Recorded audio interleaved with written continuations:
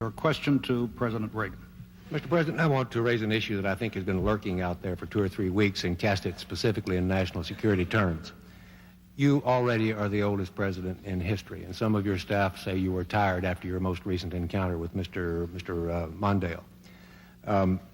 I recall yet that President Kennedy had to go for days on end with very little sleep during the Cuba Missile Crisis. Is there any doubt in your mind that you would be able to function in such circumstances? Not at all, Mr. Truitt, and I want you to know that also I will not make age an issue of this campaign. I am not going to exploit for political purposes my opponent's youth and inexperience.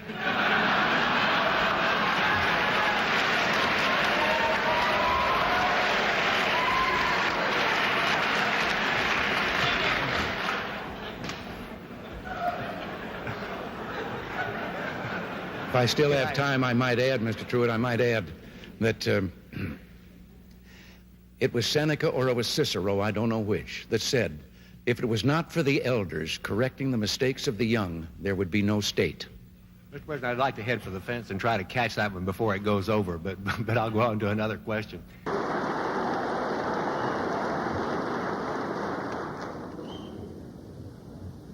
Mr. Speaker, Mr. President, distinguished members of the Congress, honored guests, and fellow citizens. Today marks my first State of the Union address to you, a constitutional duty as old as our republic itself.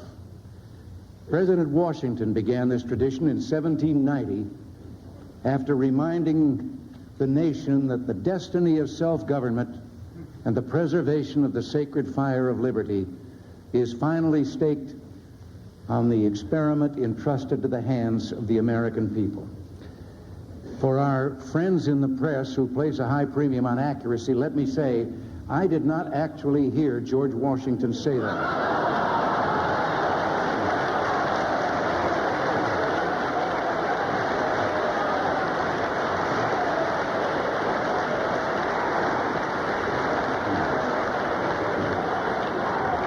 But it is a matter of historic record.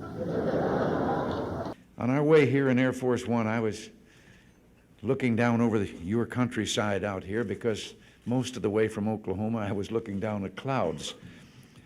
And I could say that it reminded me of a story, but actually I wanted to tell the story whether anything reminded me or not. It was about a fella that was driving down a country road, and all of a sudden I looked out, and there beside him was a chicken. He was doing about 45, and the chicken was running alongside. So he stepped on the gas, he got it up to about 60, and the chicken caught up with him and was right beside him again, and then he thought, as he was looking at him, that the chicken had 3 legs.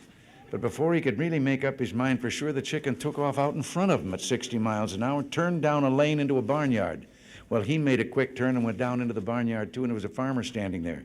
And he asked him, he said, did a chicken come past you? And he said, yeah. Well, he said, am I crazy, or did the chicken have 3 legs? And he says, yep, it's mine. He says, I breed 3-legged chickens. And the fellow said, for heaven's sakes, why?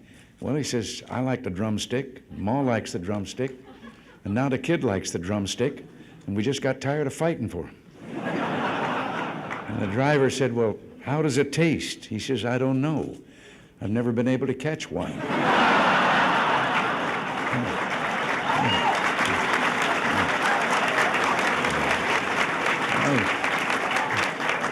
Well, seriously, since... Thank you very much. Thank you all. Thank you. As Henry VIII said to each one of his 6 wives, I won't keep you long.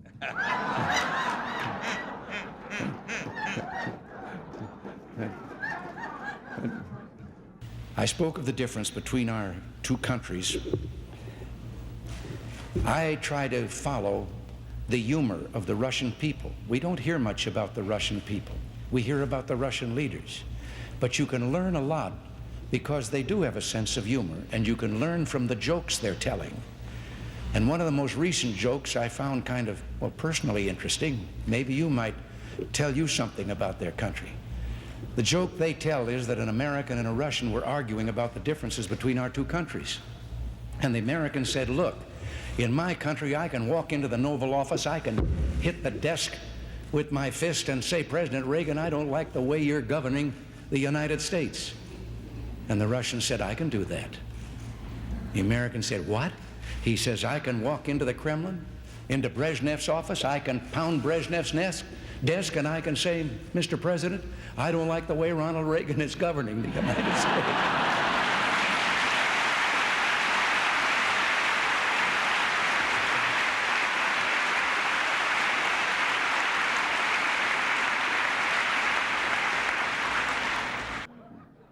Now, I know that a lot of you have been having some fun with my advancing years. You even tied my recent surgery to my age. Well, I got to be honest with you. I had that same operation when I was young, and it felt so good I wanted to have it done again before I was too old.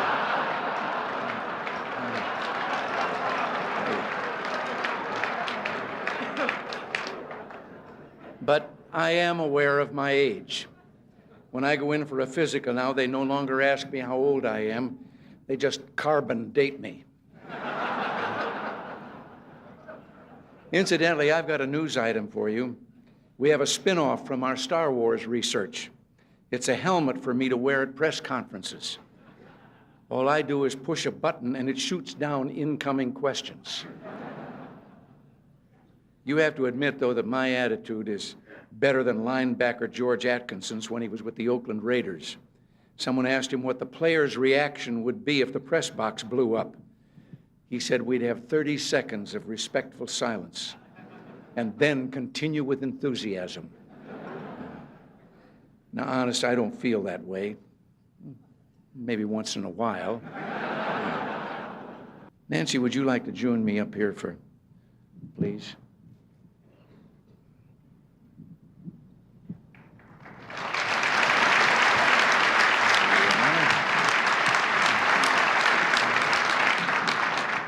I know it's getting late, dear, but it's not often that we have so many people who've written about us and broadcast about us all together in one room like this, and I thought you might like to say a few nice words to them.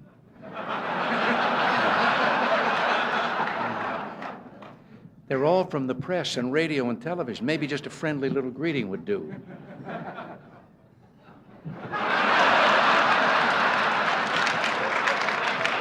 How about just a word or two, something friendly, even one kind word?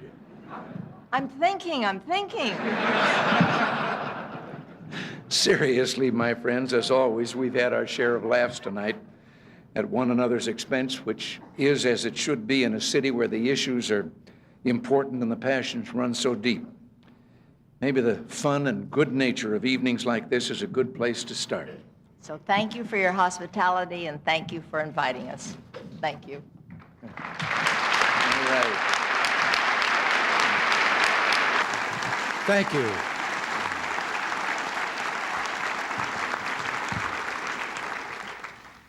Thank you all so very much. In all the 36 anniversaries of my 39th birthday, this has certainly been the most memorable. George, Barbara, all of you up here on the top shelf, together with me, and all of you, ladies and gentlemen, I am enormously touched. Yes, today is my birthday. 75 years ago, I was born in Tampico, Illinois, in a little flat above the bank building. We didn't have any other contact with the bank than that.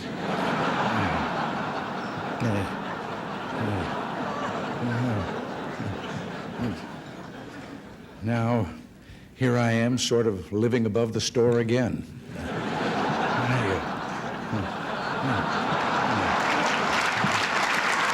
And you've already, it's kind of been touched upon here that, speaking of old times, you may have heard that tomorrow is my birthday. Now you know about that. I prefer to think of it as the 36th anniversary of my 39th, but I'll be just about due for a midlife crisis. In fact, I'm thinking about a career change. Drop this political business and See if I can't do something different like radio or the movies. Well, maybe I'll give politics another 3 years. This time of the year always tends to be a summing up time for me. It's been swearing in time, and the new year every year, and a birthday, the 36th anniversary of my 39th birthday. I always think age is relative. There was once a very famous baseball pitcher, Satchel Paige, and no one quite knew how old Satchel was, but he still was throwing that ball. And somebody asked him about that, and his wise answer was, "How old would you be if you didn't know how old you were?" And that's how I came up with 39. Well, the late Jack Benny had something to do with that. He was 39 for more than 40 years. I can't close without one story about doctors that he will understand very well. Have you ever noticed how easy it is if you're introduced to someone at a party or a dinner or something and he's introduced as doctor? And then there's always those people that suddenly start saying, "Doctor, I've been having..." Well, we had a fellow in show business, Moss Hart, the playwright, who was an inveterate along that line. And so one night at a cocktail party in Hollywood, he was introduced to a Dr. Jones. And almost immediately he started talking about, "I've been having this low back pain." And the fellow that introduced them said, "Moss, Dr. Jones is a doctor of economics." And that didn't stop Moss at all. He said, "Doctor, I was buying some stock the other day." No. Well, I don't want to go on too long. This is, after all, Las Vegas. And outside just a moment ago, I saw a fellow trading 10 passes to the Reagan talk for 1 ticket to Frankie Valley. I'm mindful, too, that bringing things to a good conclusion is always a tricky business. You were told that I was a sports announcer, WHO Des Moines. Well, back in those days, the great evangelist Amy Semple McPherson was making a tour of the country holding revival meetings, and one of them in Des Moines. Now, the station thought it would be a good idea, an enterprising public relations man, to interview Amy Semple McPherson. But why they picked a sports announcer to interview that noted evangelist, I'll never know. But there we stood in the studio, and I asked her several what I thought were appropriate questions, and then she answered graciously, but then went into a very fervent plea about the success of her meeting. And I sat down until suddenly I heard her saying goodnight to our radio audience, and I looked up at the clock, and there were only 4 minutes to go. Well, I didn't know enough about Amy Semple McPherson that I could fill 4 minutes. So I got up, and in those days of radio and disc jockeys and so forth, I started thanking the noted evangelist Amy Semple McPherson and so forth, but I did like this, which means get a record ready.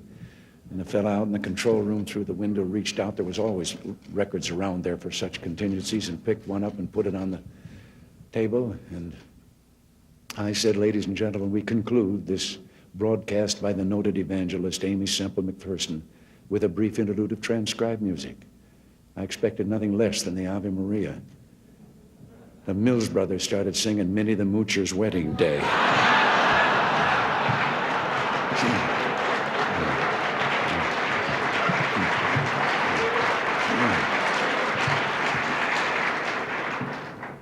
She never did say goodbye. She just slammed the studio door as she went out.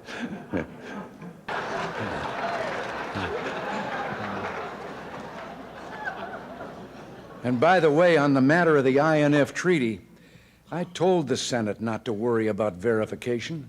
I told them I'd take care of it.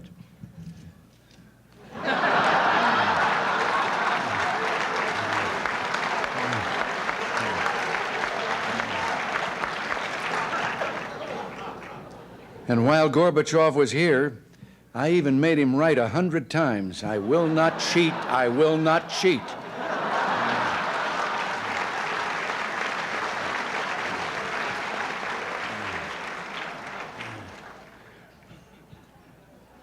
Oops.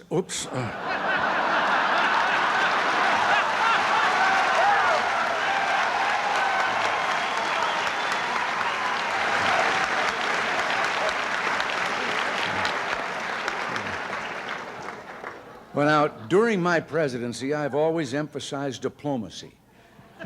But sometimes it comes to the point you have to use force in foreign affairs. And here I am, arm wrestling General Noriega for Panama.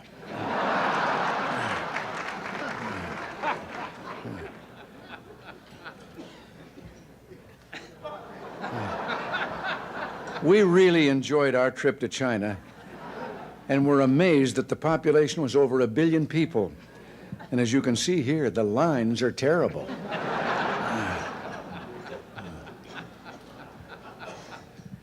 On another trip, the government of Indonesia gave us these gifts, and they're our friends.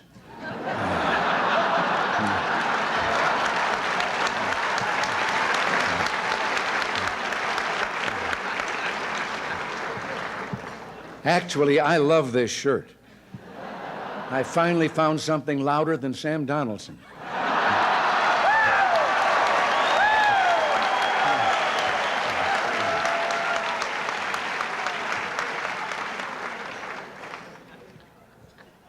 And speaking of the press, remember during the Contra Aid vote when the networks wouldn't let me on the air?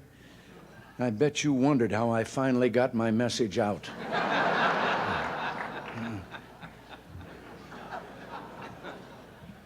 It's no secret that the press and I sometimes don't get along. In addition to my standard ploy of using helicopter noise to avoid reporters' questions, I've now added a new method to avoid questions: tear gas.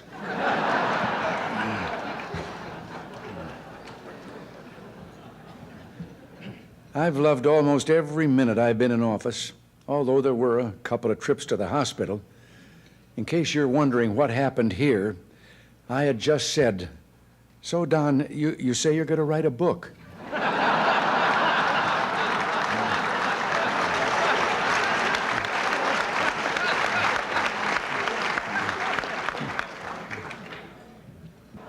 One of my greatest enjoyments is talking to the young men and women who defend us from attack. Here I am on top of the White House, and the soldier is explaining where he thinks the next book will come from.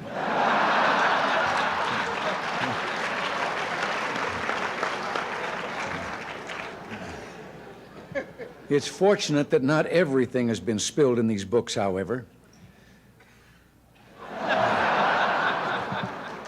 I hope the environmentalists never find out about this one.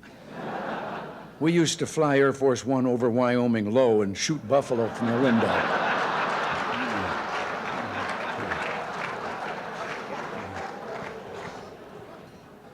But I'll tell you someone I trust totally, George Bush. He's been a wonderful vice president, and he'll make an excellent president. And that's why I endorsed him and why I'll work hard for him this fall. Here we are listening to one of his speeches.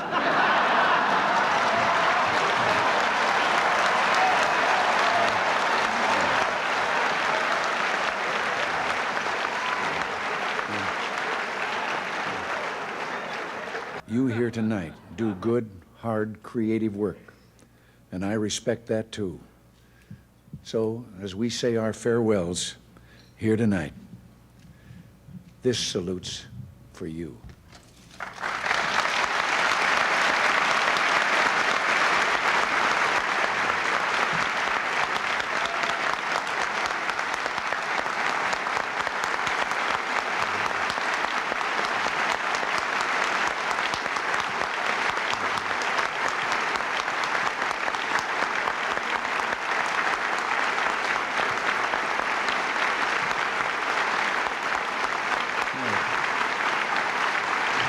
Now,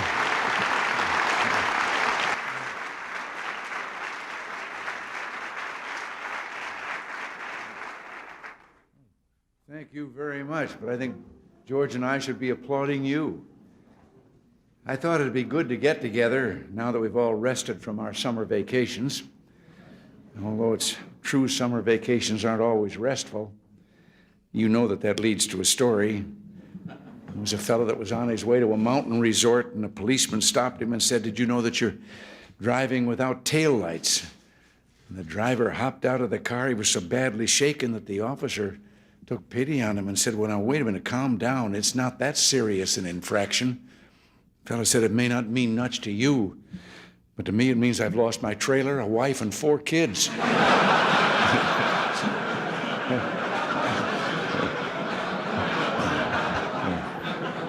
I was in Las Vegas some years ago to address the annual Farm Bureau meeting. And on my way to the hall, a fellow recognized me and asked what I was doing in Las Vegas. And I told him I was there, what I was there for. And he said, what are a bunch of farmers doing in a place like Las Vegas? And I couldn't resist. I said, Buster, they're in a business that makes a Las Vegas crap table look like a guaranteed annual income.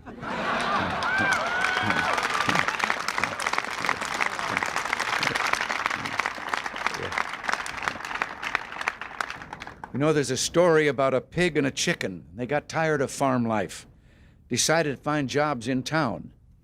They no sooner arrived in town when a chicken spotted a sign in the window of a restaurant. It said ham and eggs, $1.25. The chicken suggested they go in and apply. And the pig said, wait a minute. For you, this job only requires a contribution. For me, it's a total commitment.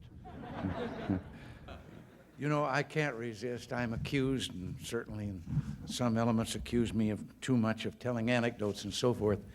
But I think it'd be appropriate before I say anything else that one of my favorite stories about government had to do with an employee who sat at a desk and papers came to his desk. He read them and determined where they were to go and initialed them and sent them on.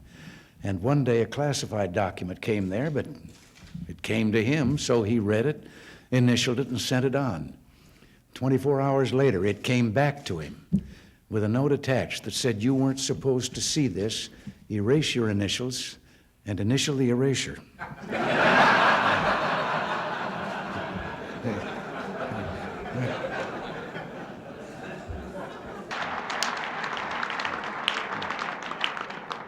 But even Howard Baker's writing a book about me.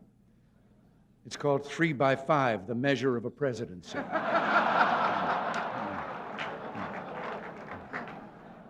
Mike Devers, in his book, said that I had a short attention span. Well, I was going to reply to that, but oh, what the hell, let's move on to something else.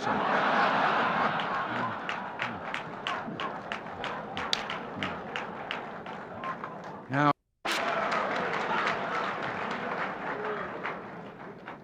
George Bush is doing well. George has been a wonderful vice president, but nobody's perfect.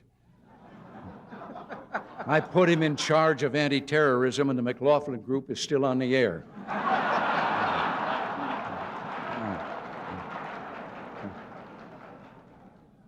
But with so much focus on the presidential election, I've been feeling a little lonely these days.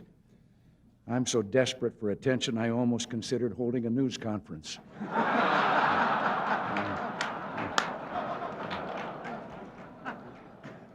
I've even had time to watch the Oscars. I was a little disappointed in that movie, The Last Emperor. I thought it was going to be about Don Reagan.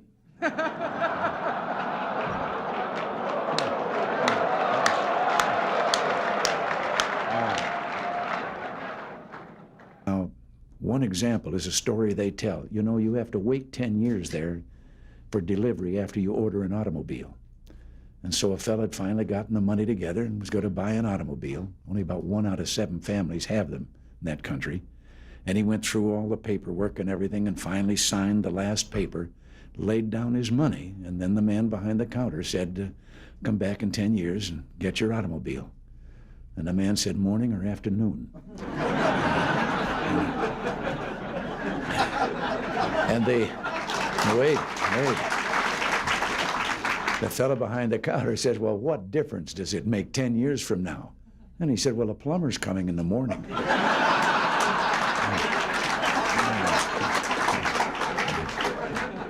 I know that some of you are no beginners when it comes to writing headlines. Reminds me a little bit of a cub reporter. You knew that something would remind me of a story. A cub reporter whose first solo assignment was interviewing a fellow who was just going to have a birthday that made him the oldest person in town. And he got to the address. It was an older building out in the outskirts of the city, and elderly gentleman ushered him in.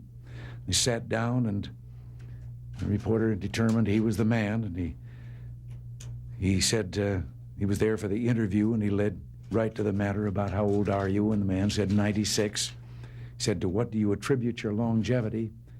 And the fellow said, I don't smoke, drink, or run around with wild women. And at that moment, there was a crash from upstairs. And the reporter looked up, and he said, what was that? And the old boy said, oh, that's Dad. He's drunk again.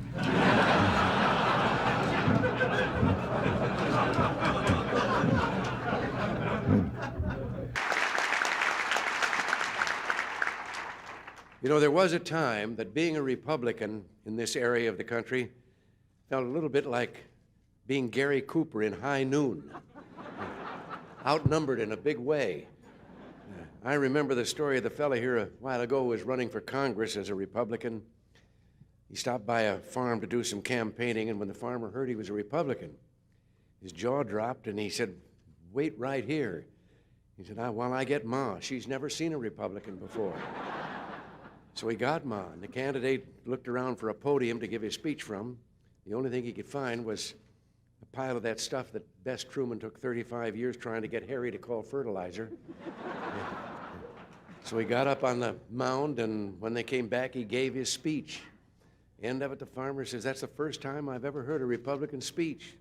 Candidate said, that's the first time I've ever given a Republican speech from a Democratic platform.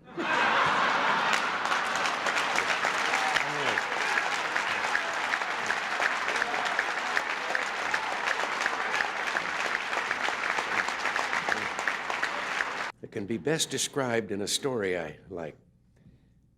Three fellows that went out of the building to get in their car and found they'd locked the keys in. They were locked out. And one of them said, get a wire coat hanger, and we straighten it out, and I can get the... And the other one says, you can't do that. Somebody think we're stealing the car. And the third one said, well, we better do something pretty quick because it's raining, starting to rain, and the top's down.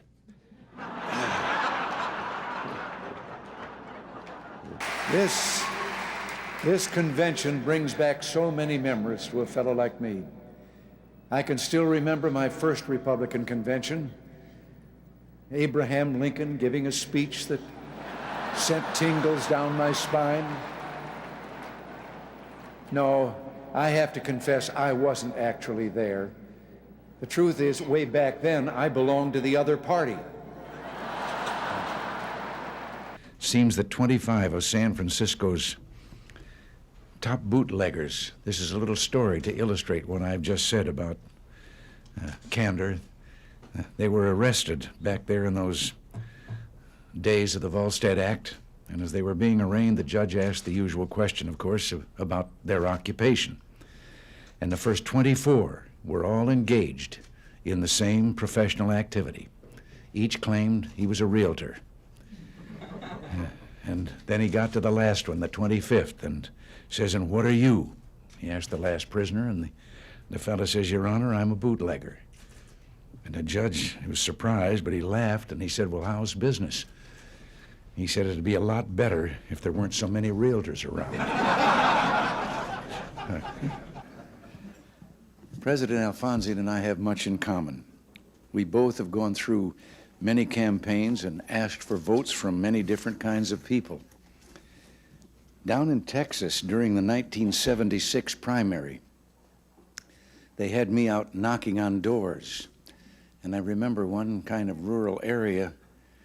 I'd been governor of California, but I wasn't all that well known in Texas, and I knocked on the door, and an old fellow in his undershirt and jeans came to the door, and I told him I was running for president, and having been in the occupation I'd been in for a number of years, I was kind of surprised when he asked me what I'd done for a living. And I told him I'd been an actor, and then he asked me what my name was. And I thought, well, maybe if I give him a hint. And so I said, well, my initials were RR. And with that, a face lit up, and he turned and he ran back into the house, and he was yelling, Ma, Ma, come on out here quick. Roy Rogers is outside.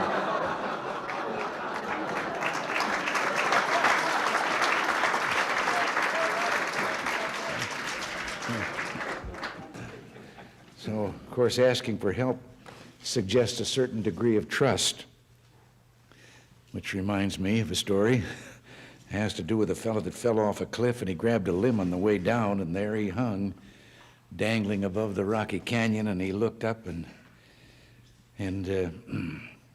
didn't see anyone, and he finally shouted out, "Oh, Lord, if you're up there, tell me what to do." And a moment later, a voice came booming down from the heavens that said, "If you have faith, let go." Well, he took another look down at those rocks 200 feet below, then looked up again and says, "Is there anyone else up there?"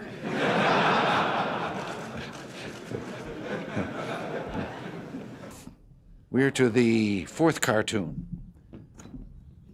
Now, this one, it's titled The Great Communicator, but as you can see, there's been some mistake there. They left the balloon blank, so I think that I will start filling it in.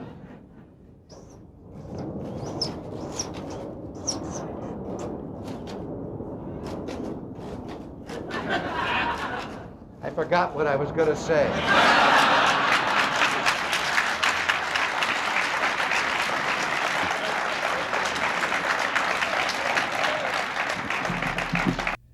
Reminds me a little bit of the story of the man that took his young son-in-law out and was going to introduce him to golf, and told him all that he had to do and teed up the ball, and the kid took a swing and he missed the golf ball entirely but hit a ant's nest there and into the air, and so lined up and took a crack at it, and again hit another gouge out of the ant's nest, and now there were ants flying all the way through the air, and as he lined up for the third try, 2 ants peeked out of the crater that he'd left, and one of them said, "If we want to survive this, we better get on the ball."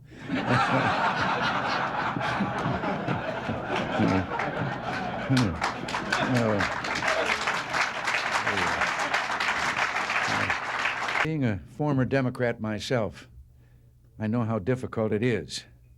We're proud to have you all with us. I have to tell you that I had started working for the party before I got around to joining it. And one night, 1962 state campaign in California, I was speaking at a fundraiser, and a woman stood up in the middle of the audience and asked me if I'd re-registered. And I said, "No, but I'm going to." She said, "I'm a registrar." She walked right down the middle aisle, put the paper up, and I signed up, and then said, "Now, where was I?" Could I just say something here about this? I'm half Irish, too. The other part is English and Scotch. But I just can't help but telling you, and you can take this with you as I'm going to take this with me, that I was visiting Ireland and my father's ancestors' background and community and so forth, and then found myself on Cashel Rock, where St. Patrick erected the first cross. And the young Irish guide was taking us through the old ancient cemetery. And we came to one tombstone, and he proudly pointed out, and the tombstone was inscribed, "Remember me as you pass by, for as you are, so once was I. But as I am, you too will be, so be content to follow me." And this had proven too much for some Irish who had scratched on the stone underneath, "To follow you, I am content. I wish I knew which way you went." You know, so much of what we're trying to do, and so much of this, depended on real communications. And I can't resist. I've told this story before, and if some of you have heard it before, it illustrates communications. You'll have to forgive me, but life not only begins, or lumbago, I should say, not only begins at 40, but so does the tendency to tell the same story over and over again.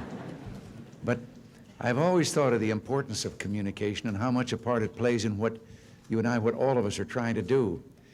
And one day, a former place kicker with the Los Angeles Rams, who later became a sports announcer, Danny Villanueva, told me about communications. He said he'd been having dinner over at the home of a young ball player with the Dodgers.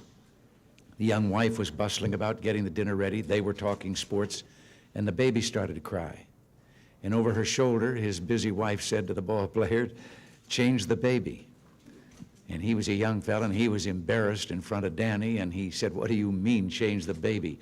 I'm a ball player. That's not my line of work." And she turned around, put her hands on her hips, and she communicated. She said, "Look, Buster, you lay the diaper out like a diamond.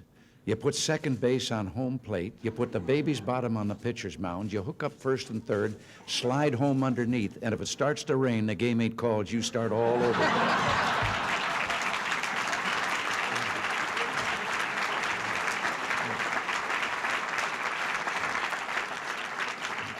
Something else I have to interject here, although this is not an occasion for humor.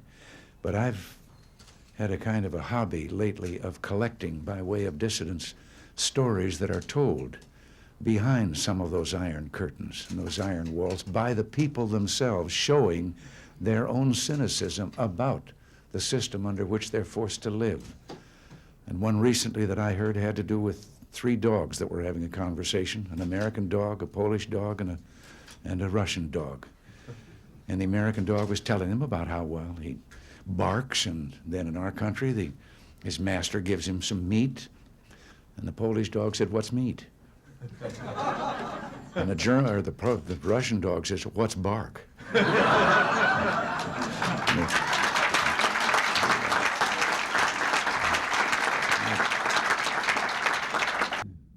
Reminds me of a story. In case you were wondering, this is my way of sliding into a story.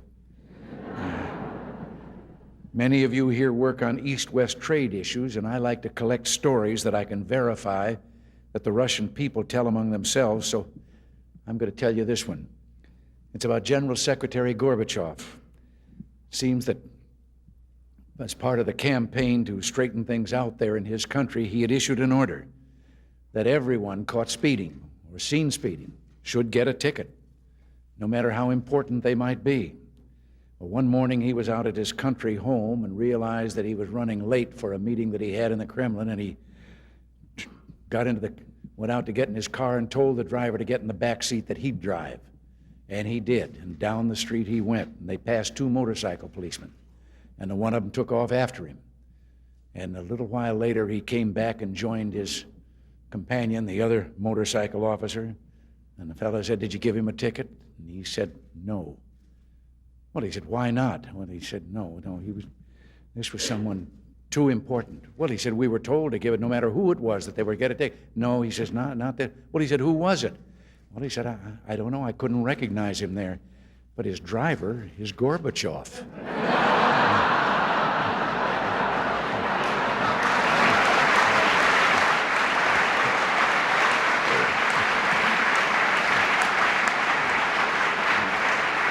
I have to tell you right here, I have been collecting stories that I can absolutely establish are told by the people behind the Iron Curtain in the communist bloc. And they're stories that reveal their kind of cynicism about the system under which they live.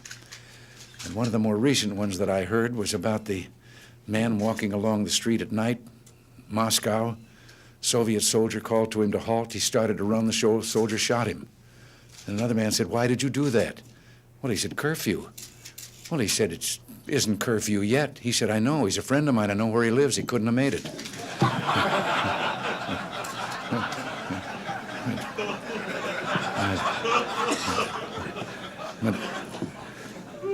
Slander number 3.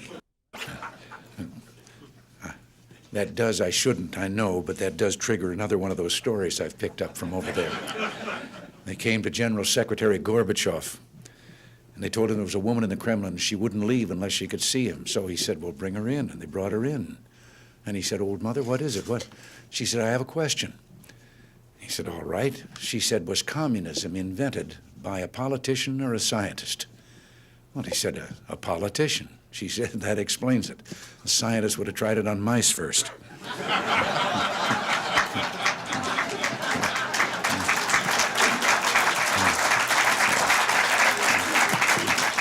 You know, there's a story about a young fellow from the city who hired out to work on a farm during the harvest season. And the first morning, everyone was up well before dawn. The new hired hand and the farmer made their way in the dark out to the oat field, neither one of them saying a word. And finally, the city fellow asked, what kind of oats were they going to cut? Wild oats or tame oats? And the farmer, a little surprised, said, "Well, tame oats, of course. Why do you ask? Well, he said, I was just wondering why we're sneaking up on him in the dark. There's a story, and I understand it's true. It's about a newspaper photographer out in Los Angeles. Kind of reminds me of Howard. He was called in by his editor and told of a fire that was raging in Palos Verdes. That's a hilly area in the southern part of Los Angeles County. And the photographer's assignment was to rush down to a small local airport, board a waiting plane, go out and get some pictures of the fire and be back in time for the afternoon edition.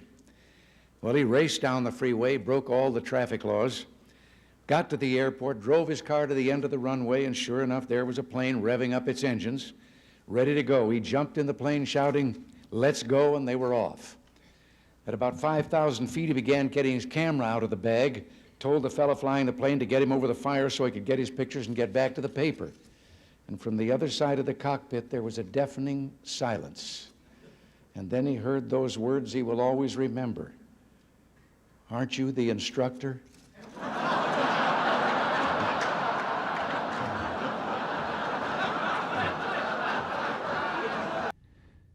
You know, when I think of the welfare system, it reminds me of a story, and I know some here have heard me tell this before, and maybe everybody knows it, but pretend that you haven't heard it because I like to tell the story. It's a story about the parent with the two children and two sons, and one of them was a dyed-in-the-wool pessimist, and the other one was an incurable optimist.